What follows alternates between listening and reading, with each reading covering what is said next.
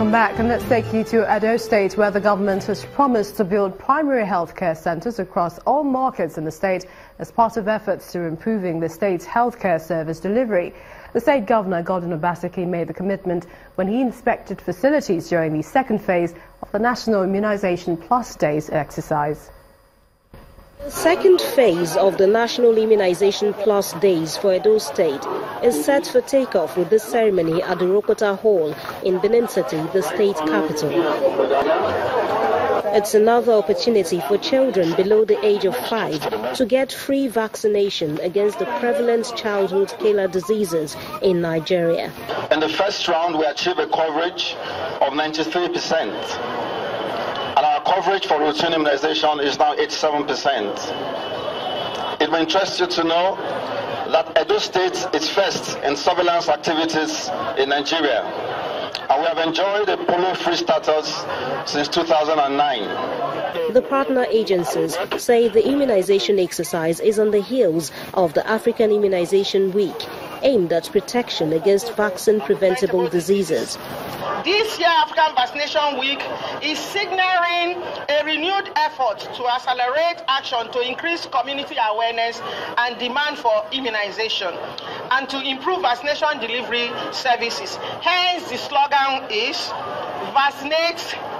vaccine protects all. Get vaccinated. Edo State has been cleared of polio since 2009. And Governor Kaduna wants the polio vaccination success sustained in other related diseases across the state. What you want to do now for Edo State, we say we go advertise the special phone number. We go give you a phone number. Everybody for Edo State, anywhere when I hear say woman born, make una phone that number. Say for this place, oh, this woman just born Pikino, so that we go know and we go send people back. They go find out whether they don't immunize that Pikin.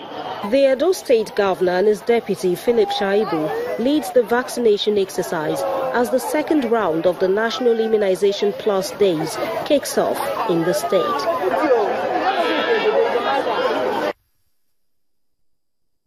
Efforts to boosting power supply in the country has continued with plans by the Ogun State government and the Transmission Company of Nigeria, TCN, to construct a $200 million transmission project in the state.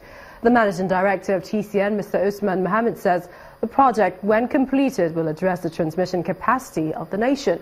Meanwhile, the Ogun State governor, Ibikunle Amosun, has assured the company of all support from takeoff to project completion. One of the biggest project that we are putting in a single state in Nigeria, $200 million.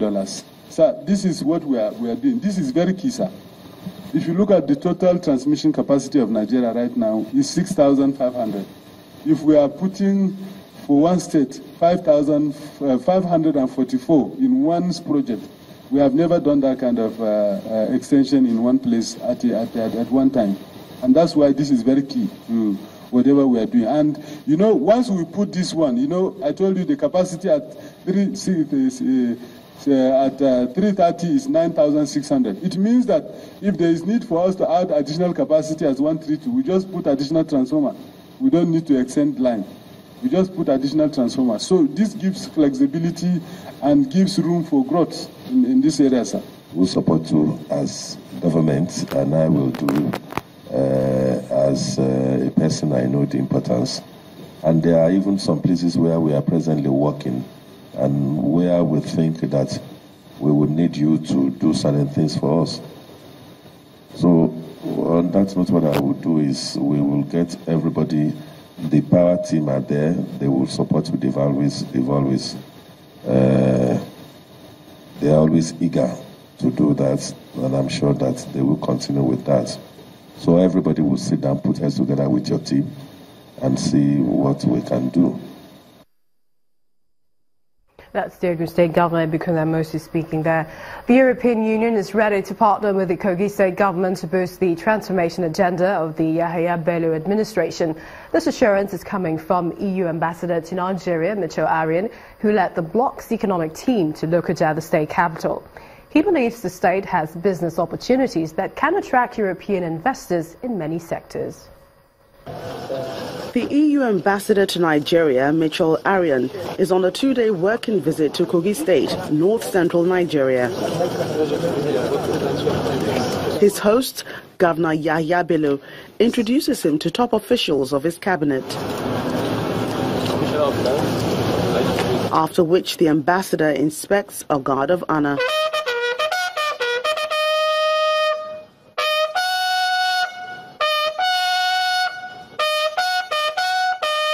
In the executive chambers of the Kogi State Government House, the reason behind Mr. Arian's visit is revealed.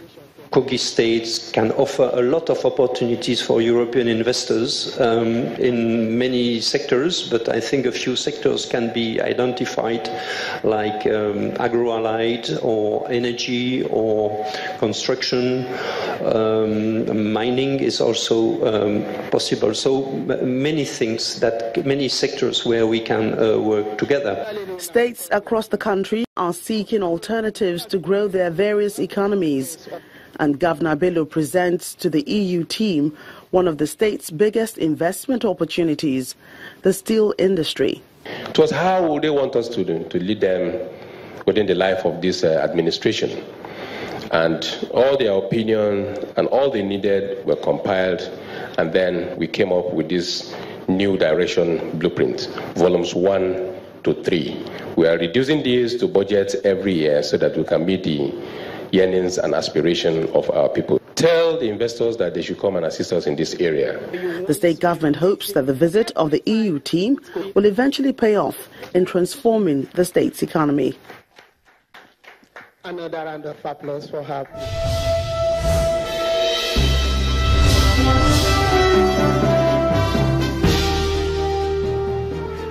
The latest in business, where global rating agency Fitch has affirmed Kaduna State's long-term foreign and local currency issuer default ratings at B and national long-term rating at A+ with a stable outlook. The rating agency says Kaduna's A+ affirmation reflects the state's low risk relative to Nigeria's best risk on the back of strong and financial as well as revenue support from the federal government.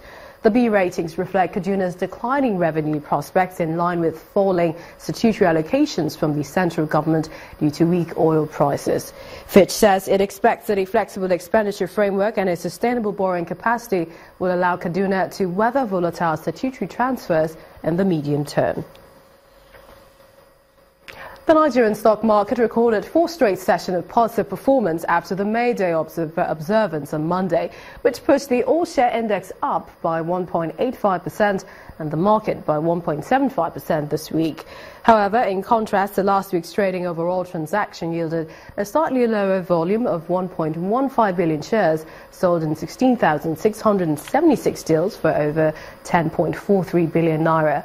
The highest contributors to the market's volume turnover were the financial services, oil and gas, and the services sectors of the NSE.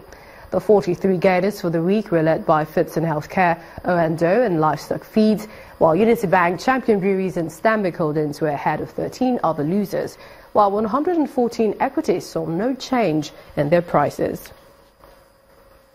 The Securities and Exchange Commission today provided more clarity on the Thursday dissolution of the Board of Directors of troubled Ikeja Hotels PLC and the appointment of a caretaker board headed by legal luminary Mr. Anthony Digwe, a senior advocate of Nigeria.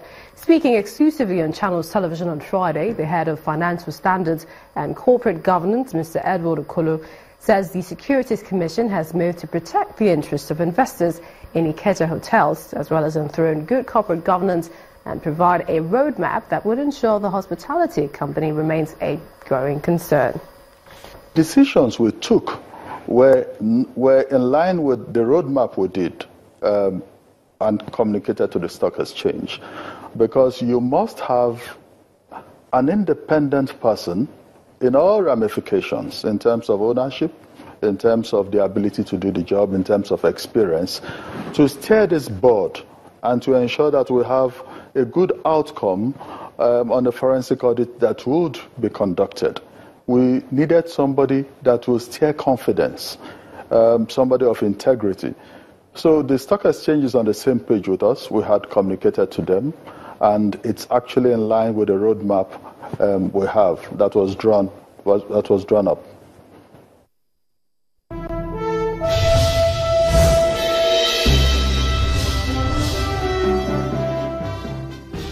away from business, over 1,000 Nigerians have been deported from various countries for traveling with falsified immigration documents and sundry offences in 2017 alone. This, coupled with attacks on citizens abroad, especially in South Africa and India, have made many wonder whether such trips are worth the risk. In this next report, our correspondent Oluwa Shonibare examines the challenges faced by Nigerians seeking greener pastures abroad. Scenes of Nigerians deported from various parts of the world for falsified immigration documents to other sundry offences. The countries where these crimes are alleged to have been committed appear to have had enough, and have since the turn of the year embarked on a deportation program. Libya is a country that has perhaps the largest number of Nigerian deportees, with close to 1,000. This latest batch of 253 were returned home on the 25th of April. The risk undertaken by these returnees to a country like Libya is not only tedious, but extremely dangerous, with some dying from illness, or in other cases, killed. This lady shares her experience. We are just going there to suffer. There's no enjoyment there. I'm the one that is take myself to the station. All those police, they just help me. They keep me there like 2.5 months now. I don't call my family. I don't call I too suffer. Also rising against Nigerians are xenophobic attacks in South Africa and India. Although there may not be anything much Nigerian authorities can do to help those deported for illegal offences, it has made its displeasure over the xenophobic attacks known. We are hopeful that our engagement with the South African Parliament and authorities will provide lasting solutions.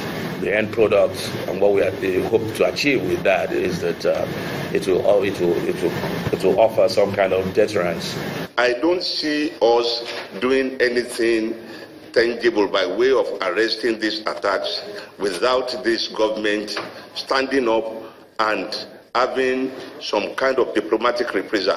Perhaps this advice from a former president, if heeded, may just be one of the solutions needed to reducing the number of Nigerians making their way out by any means necessary. To prepare our country so that those of our youth that think that there's an El Dorado somewhere outside their own country will be made to know that there's no green pasture anywhere. Through all what appears to be an embarrassing situation is a subtle message that needs to be seriously considered. And that is the need to take all this in good faith, look inwards to develop the nation, and ensure the need to travel for greener pastures becomes unfashionable. After all, if Nigeria is to claim the rights of being the giant of Africa, this might just be the time to show it. Oluwa Shonibare, Channels Television News. Still ahead on the news at 10, Britain's Tyson Fury set to return to boxing ahead of highly anticipated fight with IBO, IBF and WBA champion Anthony Joshua. That's coming up in sports news. So stay with us.